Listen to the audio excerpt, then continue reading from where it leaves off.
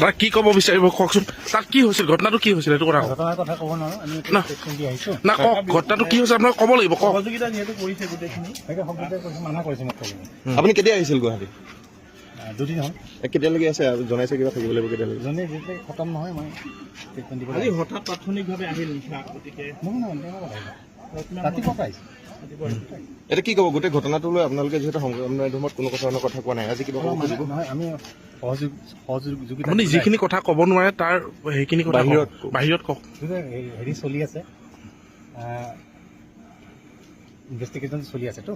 তথাপিও বিচাৰিছে জুবিন দাৰ ন্যায়টোতো চবেই বিচাৰিছে। হয় হয় আমিও বিচাৰিছোঁ, সেইকাৰণে আহিছোঁ আমি। মানে ন্যায় বিচাৰিছে, কিন্তু সেই সময়ত আপোনালোক যিহেতু আছিলে, গোটেই বিষয়খিনি দেখিছে বা আপোনালোকে যিখিনি কথা কৈছে, ক'ব নোৱাৰা কথাখিনিৰ বাদে যিখিনি ক'ব পাৰি, কি ধৰণে কি কওক, কি বাৰ্তা এটা দিব লাগিব। ৰাইজক উদ্দেশ্যে কি ক'ব সেইটো কথা কওক। এইটো আমি ভালকৈ ক'ম, ধুনীয়াকৈ যেতিয়া এইখিনি খতম হ'ব ইয়াতে ফিনিছ হ'ব নহয়।